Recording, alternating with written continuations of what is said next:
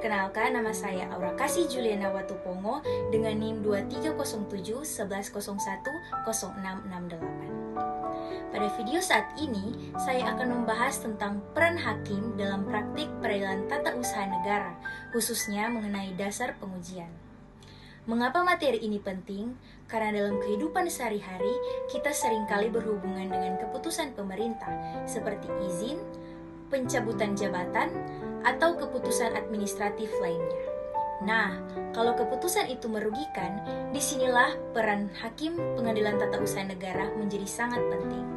Dalam peradilan tata usaha negara, objek yang diperiksa oleh hakim adalah keputusan tata usaha negara atau KTUN.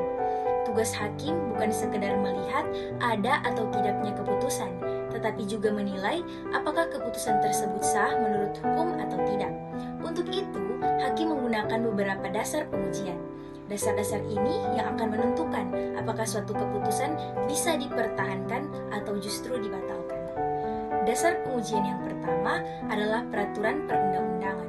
Artinya, hakim akan melihat apakah keputusan yang dibuat oleh pejabat tata usaha negara sudah sesuai dengan hukum yang berlaku.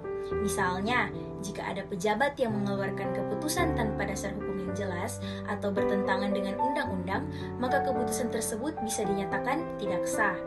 Jadi, semua tindakan pemerintah itu harus tunduk pada hukum, tidak boleh sewenang-wenang. Dasar yang kedua adalah asas-asas umum pemerintahan yang baik atau biasa disebut dengan AUPB. Ini penting karena tidak semua hal diatur secara rinci dalam undang-undang. Contohnya seperti asas kepastian hukum, asas keterbukaan, asas keadilan, dan asas tidak menyalahgunakan wewenang.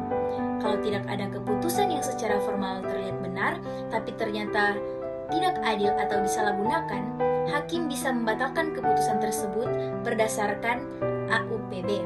Jadi, di sini hakim tidak hanya melihat aturan tertulis, tetapi juga nilai-nilai keadilan. Dasar berikutnya adalah kewenangan. Hakim akan menilai apakah pejabat yang mengeluarkan keputusan memang memiliki kewenangan atau tidak.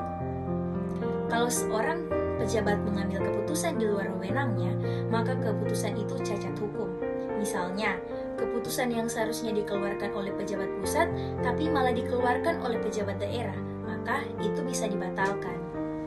Selain itu, hakim juga menguji dari segi prosedur dan substansi. Prosedur berarti apakah langkah-langkah dalam membuat keputusan sudah sesuai aturan.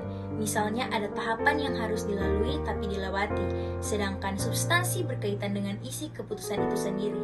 Apakah merugikan secara tidak sah atau tidak. Kalau prosedur salah atau isi keputusannya tidak adil, maka hakim dapat membatalkannya. Dari penjelasan tadi, kita bisa melihat bahwa hakim dalam peradilan tata usaha negara memiliki peran yang sangat penting sebagai pengawas tindakan pemerintah. Dengan adanya dasar pengujian ini, masyarakat memiliki perlindungan hukum terhadap keputusan yang merugikan. Jadi, peradilan tata usaha negara bukan hanya tempat menyelesaikan sengketa, tetapi juga menjaga agar pemerintah tetap berjalan sesuai hukum. Baiklah, semoga materi yang saya sampaikan pada saat ini bisa bermanfaat bagi kita semua. Terima kasih.